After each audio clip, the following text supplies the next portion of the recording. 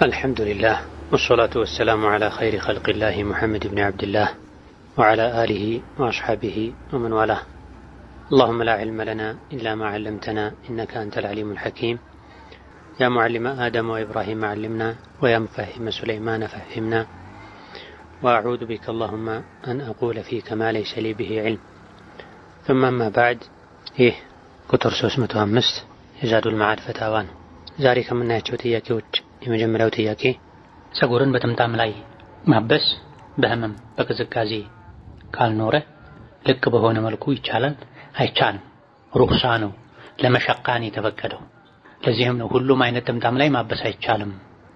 ወደ ላይ በደንብ የተጠመጠመ የተጠቀለለ መፍታት ማሰሩ የሚያስቸግር ጥምጣም ላይ ብቻ ነው ማበስ የሚቻለው ያልነው። ዝም ብለው ፀጉር ላይ ጣል የሚደረጉ ጥምጣሞች ላይ አይታበስም። ምክንያቱም በቀላሉ አውልቆ ማበስ ይቻላል። የሚጠመጠሙ አሉ። የአንዳንድ ሀገር ዜጋዎች እንደ ጎረቤት ሀገር ሱዳን ያሉ ሌሎችም ወደ ላይ የሚጠመጥሙት ጥምጣም አለ። ያ መጠቅለሉ ማውለቁ ይከብዳል። ለአየር ግጭትም ሊዳርግ ይችላል፣ ሰውነት ሙቀት ስለሚያመጣ። ሴትም እንደዚሁ አውልቃ ማበስ የቻለች ሻሿ ላይ ማበስ አትችልም። ሲጀምርም ሻሽ ላይ ማበስ አትችልም ተብሏል። የተወሰኑ ሊቃውንት ናቸው በምንም መልኩ ፀጉሯን ገልጣ ማበስ የምትችልበት ሁኔታ ላይ ካልሆነች፣ ሆስፒታል ከሆነች፣ ውጪ ከሆነች የቻለችውን ያክል በፊት ለፊት እጇን አስገብታ ታብስና የተቀረውን በሻሿ ላይ ታብሳለች። ወንድም ይሁን ሴት አውልቆ ማበስ የቻለ የተጠቀለለበት ጨርቅ ላይ ፀጉር የተሸፈነበት ጨርቅ ላይ ማበስ አይቻልም። ሌላው ሜሽ ቅንድብን በሂና ማሳመር እንዴት ይታያል? ይህ በተደጋጋሚ የተጠየቀ ያለ ጥያቄ ነው። በመሰረቱ እንደ መቀንደብ አይሆንም፣ ነገር ግን ከመቀንደብ ጋር ስለሚመሳሰል መተው በላቸው። ሌላኛው ጥያቄ ለልጆች አሻንጉሊት መስጠት ይቻላል አይቻልም ያሉ ተሰርዟል ያሉ ሊቃውንት አሉ። ነገር ግን ራጂሑ ትክክለኛው ምስልን ፎቶን ከሚከለክሉ ህጎች ይሄ ተነጥሎ ወጥቷል፣ ተፈቅዷል።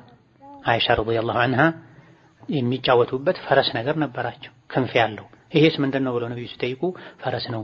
ፈረስ ሆኖ ክንፍ አለው እንዴ ሲሉ ነብዩ ሰለላሁ ዐለይሂ ወሰለም ነብዩላህ ሱለይማን ክንፍ ያለው ፈረስ አለው ሲባል አልሰማህም እንዴ አሏቸው አይሻ። ይሄኔ ነብዩ አለይሂ ሰላቱ ወሰለም ሳቃሉ ተብሏል።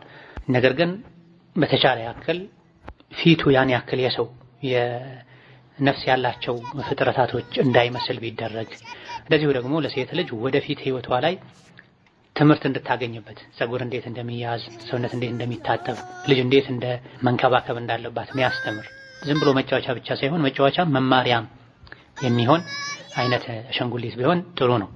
ወከዛልክ የተገላለጡ የተወጣጠሩ ፈረንጆች የሚሰሯቸው ሴት ልጅን ወደፊት የምታየውን የተጫወተችበት ያለውን አሻንጉሊት መስላ እንድትኖር የሚያደርግ በትክክል ደረቅ ጋጠወጥ ሴት የሚመስል አሻንጉሊት ማምጣት የለባቸው።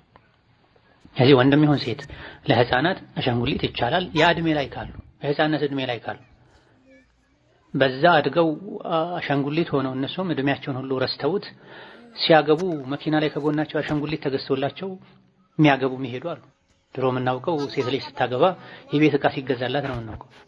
አሁን ላይ አሻንጉሊት ታቅፋ የምትሄዳለች። አልጓ ላይ አሻንጉሊት ምታስተኛለች። ሳሎን ላይ በትልቁ ሶፋ ላይ አሻንጉሊት ተቀምጦላት ሰው ተርቦ የሚበላውን ባጣበት ዘመን በሺዎች ቤት ለሷ በየጊዜው አሻንጉሊት ይቀየራል። ሰው ወደ አሻንጉሊት የተቀየረበት ዘመን ላይ ደርሰናል። ጨርቅ ብቻ ሆኗል አብዛኛው ሰው። ትልልቅ ሰዎች በአሻንጉሊት ይጫወታሉ። አይገባም።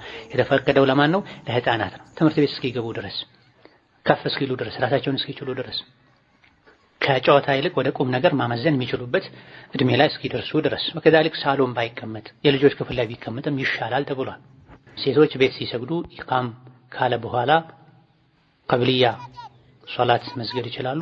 አዎ ጀማዓ የማይወጅብበት ሰው ወይም በዑድር ጀማዓ ያልሄደ ሰው የሶላት ወቅት ከገባ በኋላ ቀደም ብሎ የሚሰግድ ችግር የለውም። ወከዛልክ መስጂድ ኢቃም ካለ በኋላም ቢሆን የራሳቸውን ቀብልያዎችን ሰግደው ፈርድ ቢሰግዱ ችግር የለውም። ከመስጂዱ ጋር አያያዝም። የዊትር ሶላት እስከ ስንት ሰዓት ይቆያል? ፈጅር ሶላት ወቅት እስካልገባ ድረስ ለፈጅር አዛን እስካልተባለ ድረስ የዊትር ወቅት ነው። በላጩም እንደዛ ዘግይቶ መስገድ ነው።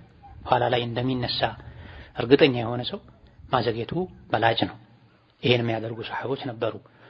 ኋላ ላይ ላልነሳ እችላለሁ፣ ይደክመኛል፣ ያመኛል፣ ሊያመልጠኝ ይችላል ያለ ሰው ደግሞ ሰግዶ ዊትርን ሰግዶ መተኛቱ በላጭ ነው። ይሄን የሚያደርጉም ሰሃቦች ነበሩ። ሻፊዒዮች እንደውም ይሄ ነው የሚወደደው ብለዋል። የኋላው አስተማማኝ አይደለም፣ በእኛ እጅ አይደለም ያለው። ዊትሩን ከፊት ሰግዶ መተኛት በላጭ ነው። ኋላ ላይ ከቻሉ እድሉን ካገኙ ዊትሩ ሳይደግም 2 ረካ ይሰገዳል። አባቴ ከፍተኛ